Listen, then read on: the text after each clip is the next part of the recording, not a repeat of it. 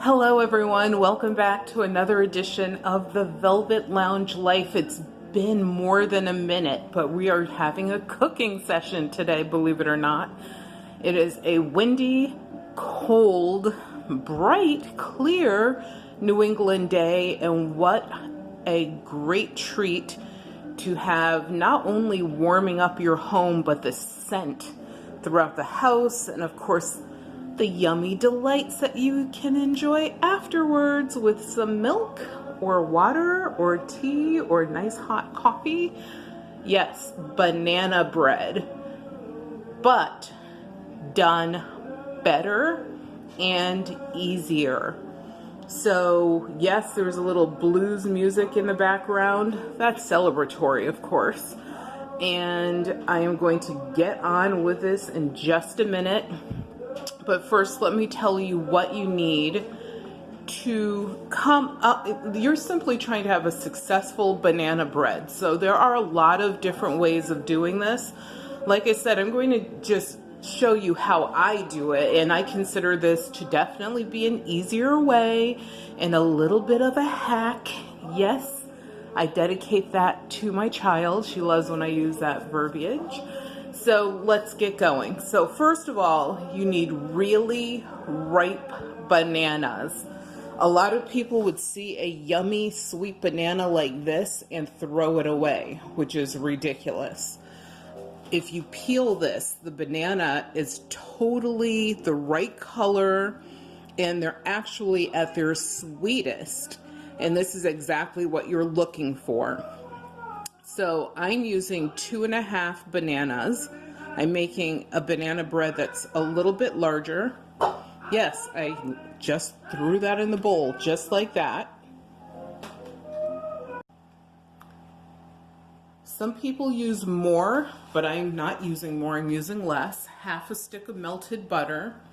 You can also just have your butter come to room temperature so it's really soft and velvety. But if you want to, just sort of hurry things along, heat up that butter. I am going to have, as you can see in this beautiful example, a swirl of chocolate going throughout my banana bread. And yes, those are some semi-sweet chocolate chips on top. So I have my cocoa powder here. You want to only use real cocoa powder. It doesn't come out right if it's like something that's been modified.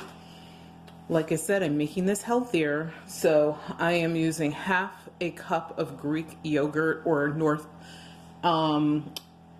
what is it called? The yogurt that's from like the land of the Vikings, like Norwegian yogurt. You could use that.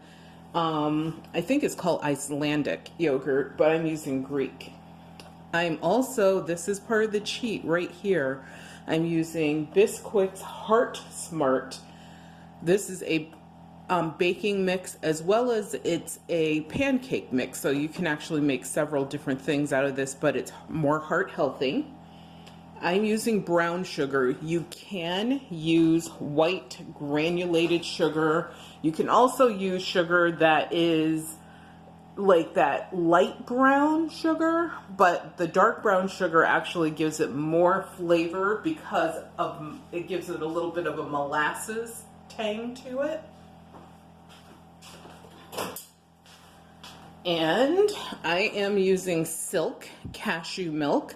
However, if you like oat milk, almond milk, I just find that this cashew milk gives it that richness that you want and a little bit of creaminess, because my banana bread always comes out moist and, look at it, tasty. So I find that if I'm using cashew milk, it doesn't add flavor, but what it does add is that moistness that you need. And you don't use much of this. And yes, you can use traditional milk from animals if you feel. Nothing is incorrect. Salt. Some people use kosher. Some people, I'm just using regular salt. And of course, the star of the show, you already saw that, were the bananas, 2.5 of those, and chocolate chips. These are totally optional. These are what we call add-ins. So some suggested add-ins, and these are things I've tried in the past. Of course, as you can see, you can use semi-sweet chocolate chips. You could use the regular sweet chocolate chips. Obviously, it's going to make your bread a lot sweeter, so you might want to adjust the sugar. That's up to you. Other great add-ins are almost any type of nut. Now, some of the nuts, as you know, are very hard. Let's say it is I'm trying to think of a hard one, a Brazilian nut, for example, or a hazelnut. You just want to take and chop those up, or either just smash them up a little bit. Peanuts, I sort of like to smash those up a little bit if I use those. Honestly, peanuts are my least favorite in this. I prefer walnuts. I do like Brazilian nuts as well as macadamia, but like I said, smash them up just a little bit, as well as pecans, which once again, those can be very large, so you definitely want to cut those up a little bit. Flaxseed is a good one. You might just want to throw that in your mortar pestle just for a moment and give it just a very light smash, not a lot, and that just helps release some of the flavor in the oils. And peanut butter chips are awesome in this. Peanut butter chips to me are actually better in this than actual peanuts. And obviously you can get creative. There are people who, like in England or the United Kingdom, they add dried fruits. I know, I think that's a fruit cake. When you're starting to add raisins and dried cherries and dates and apricots and banana, dude, that's a fruit cake. I don't care what anyone says. But it is an option. Everything's pretty open. The only thing is, if you're doing add-ins, I wouldn't add in more than 1 cup of add-ins. And what you have to do though is add, instead of 1 3/4 cups of your flour material, you will have to add 2 cups of it, because you have all of this extra stuff that you're adding in. Now, if you only add 1/2 cup of add-ins, you don't need to change the recipe I'm going to show you at all. So yes, so make sure you don't go overboard with your add-ins, because then the consistency, the fluffiness, the juicy moistness of your banana bread is definitely going to be compromised, and maybe the flavor. Sometimes some of those flavors take over for the banana. I don't, as usual, have a camera assistant or production person today. So you have just me, so please forgive any of my bad camera work that you have to experience today. So in here, as I stated, 1 1/2 bananas. But what you have to do, well, it's not obvious, so forgive me for saying that, is you have to smash your bananas up, because you want a little bit of chunkiness, not like big chunks, just little baby chunks. But you definitely want to make sure this is smashed up well, but you're not trying to create baby food or a puree.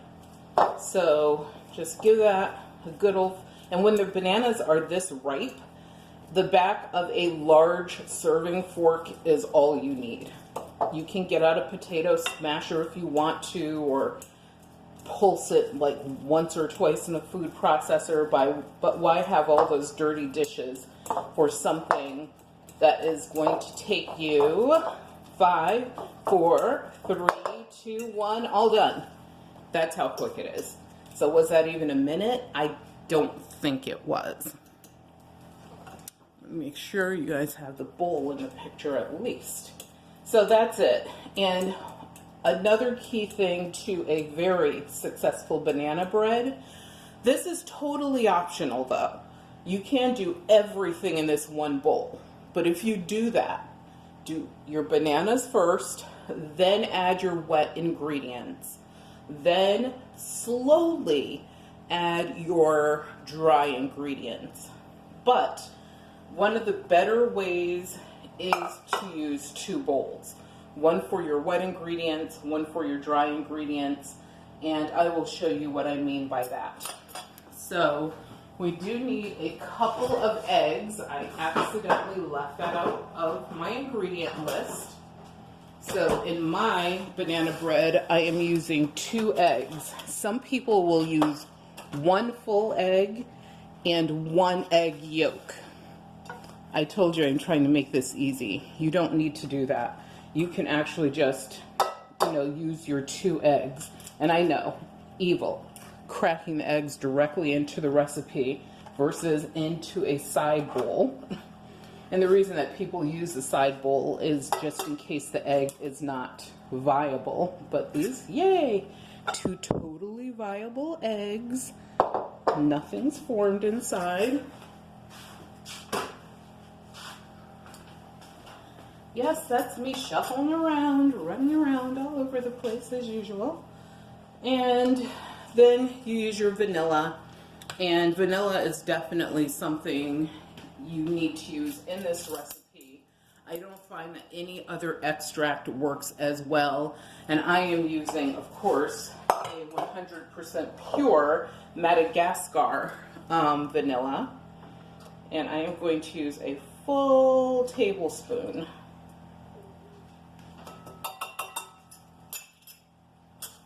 That's in there. And I do have my mini whisk. So I will just whisk all of this together.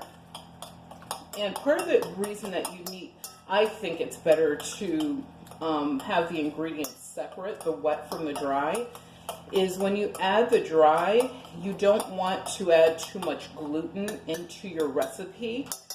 And I find that if I put everything into one bowl, I am stirring and stirring, and every time you stir, you're adding gluten. So just something to be aware of.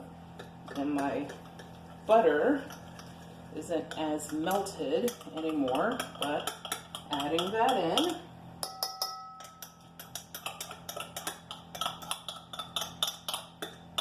If you guys could smell this, it smells so good. It smells like vanilla, well, it smells mostly like banana with a hint of vanilla in there, which smells delightful.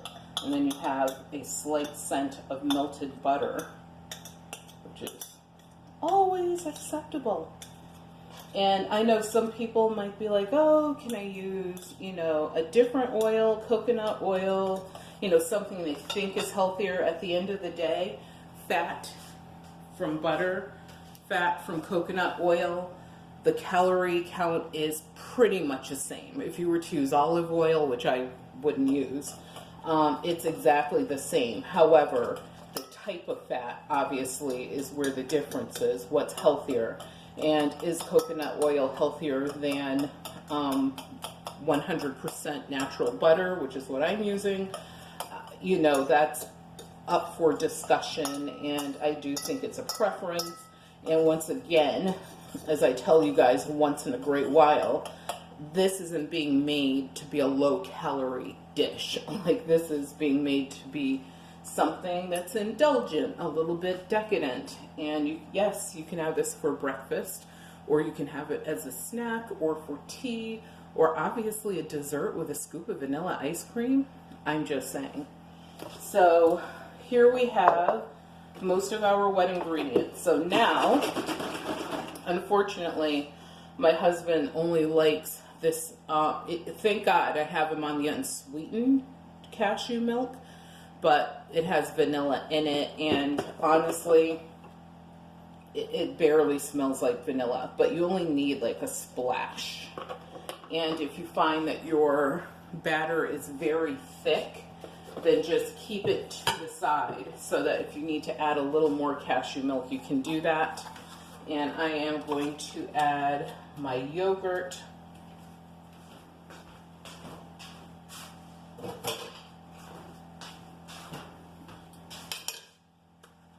Add my yogurt.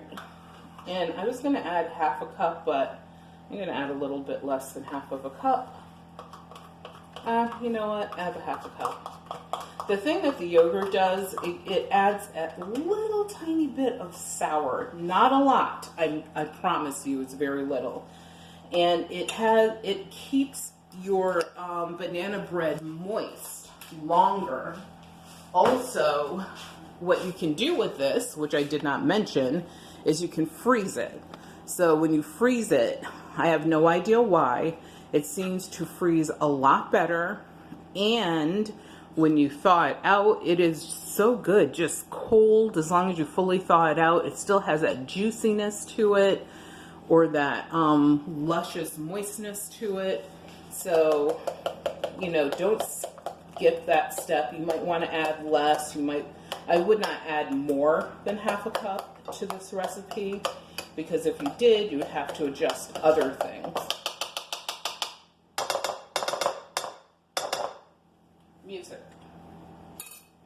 Oops, shouldn't say music, because if I say that, then Alexa might actually start playing music, and I keep saying Alexa's name, it will probably start playing music. But anyway, so you can see how that is. That consistency is. I feel like if I added the right cream and stuff to this, I could actually make ice cream out of it. Alright, so now we have our wet ingredients together. We will move that to the side. So now for the dry ingredients.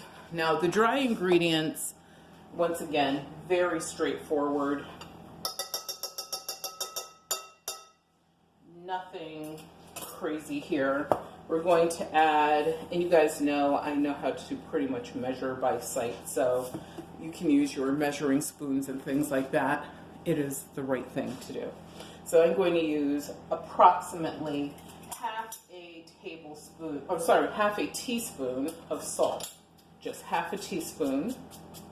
And remember, our Bisquick, obviously unsponsored videos as usual, already has, you know, the rising agents and things in it. The reason that I use this one is it's lower in saturated fat and other cholesterol. So, like I said, choices. It's up to you. You can actually use, made this with whole wheat flour, regular unbleached flour, etc.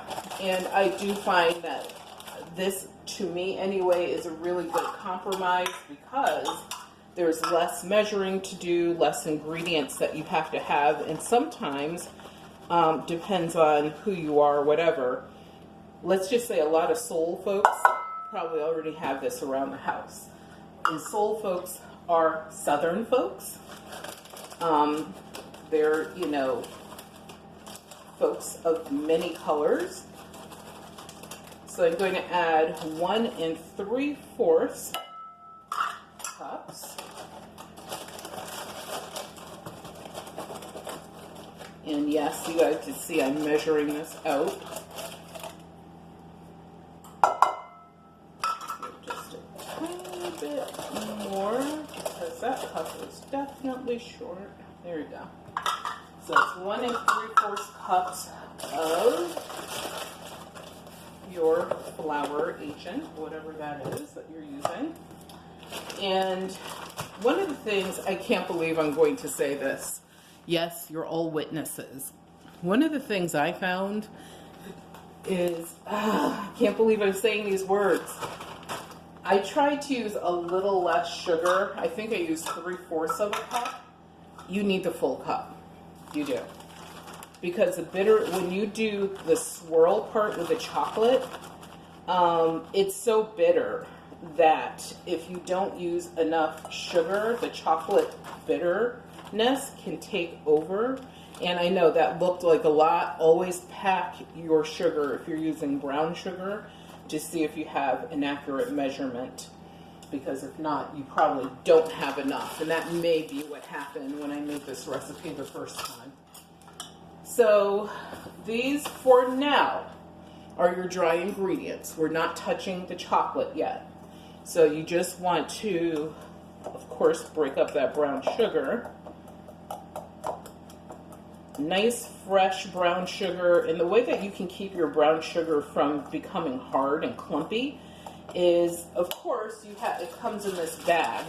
But what you do is then you put it inside of a Ziploc bag. And then you put it inside of a plastic container that's airtight. And every single time it will come out just like this, unless it's really old. And if it does get hard, you just microwave it a little bit, but I find that that does change the chemical composition a little bit. So that's what I do, so I don't have to microwave it. And you can see I'm just mixing this up, and there's only 3 ingredients in here if you think about it, because I use the Bisquick. But when I'm making this truly 100% without a hack, yes, you have to add baking, I think it's baking soda in it, or baking powder, I don't remember which one. And you need to really make sure all of that is mixed in, because that ends up being like part of your rising agent.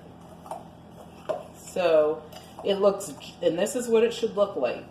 So all you've done really is change the color of the flour from that whitish color to this beautiful light tan brown color, sort of. There you go. And also one of the differences, I think I told you this, is, well, I told you about the white sugar versus brown sugar, but if you use a light brown sugar, it also doesn't give you like enough flavor. Like those sugars are just being added to add sweetness, whereas a brown sugar is being added to add flavor and sweetness, double duty, because that's how it goes with the color brown. So now what I'm going to do is simply mix these two together.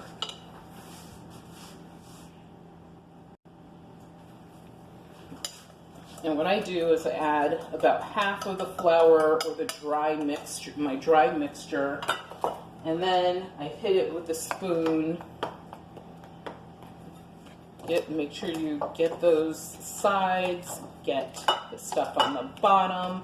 Some people might put this into a blender, break out the blender or mixer. I think they're going too far. It's not necessary. Just a quick stir. So this is, once everything's blended in, this is what it should look like. And this is enough stirring. So I'm going to stop stirring right now.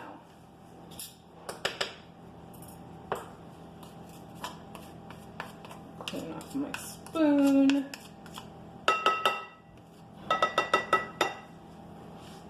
That's it. It's that easy. So now what we have to do is create our chocolate blend. And to do that, once again, it is very easy. We're simply going to take some of our batter,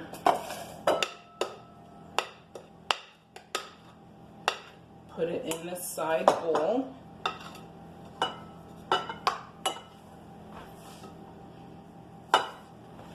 and take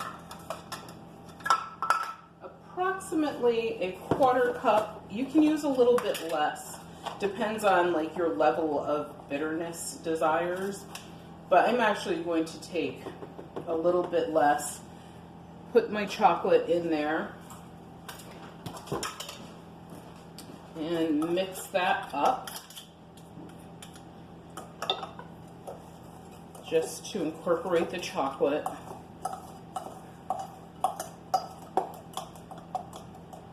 I feel like I'm making a huge mess over here. So my batters are prepared, and what I use is approximately 1/3 of my regular banana bread batter to make the chocolate batter. Now, if you don't want the chocolate swirl, just use your banana bread batter, put it into your greased, oiled, buttered pan, because you can use a spray oil if you want to. You can use a Crisco or something like that, if that's even a thing still. I use butter in mine. Just make sure you get all the sides and the bottom. Yes, one of my infamous aluminum pans, because I'm giving this one to my sister. So what you want to do is sort of just gloop, I call it glooping, but get your banana bread batter in there. Now there's a lot of ways to do this. I'm going to do it, like I said, the easy way. And what I will do is simply put in my regular banana bread batter first, simply because there's more of it, no other reason. Ooh, this smells so good.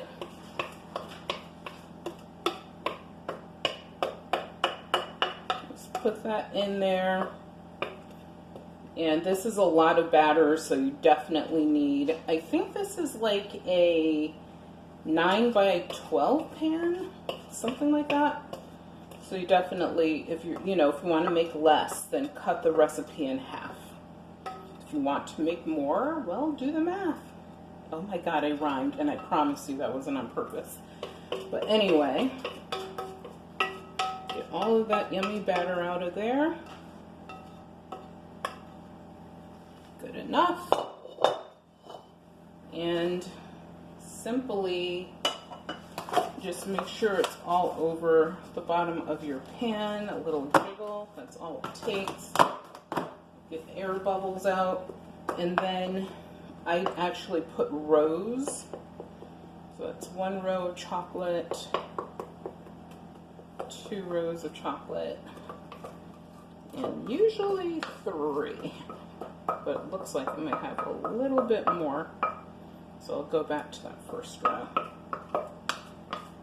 That's it. And then to swirl it, simply do figure 8s throughout the batter just a few times. And you could go back in the opposite direction because you don't want to over swirl this. And that's the prep for your batter. There's nothing else to it. So I preheated my oven at 375 degrees, and this will cook for 25 to 30 minutes. Check it. Obviously, everyone's oven cooks differently. This is a convection oven, so it doesn't cook the same way as a traditional oven. So on a traditional oven, you might need a little more time. But when your toothpick comes out clean, you know that your banana bread is finished. Or if there's a little tiny bit of crumb on the toothpick, like a little, that's totally fine. So how did I get to this particular finished product?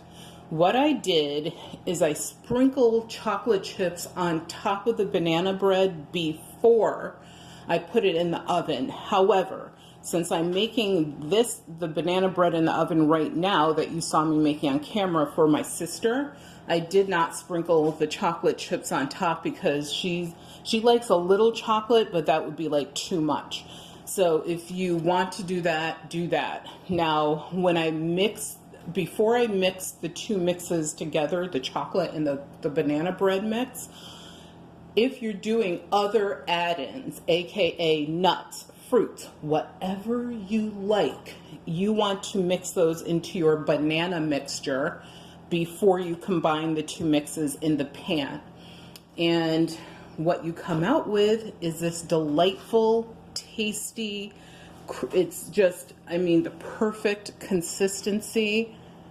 As you can see, just this beautiful melody of food. I know I have chocolate on my hands, but yes, it's so good. And like I said, you could freeze that for months.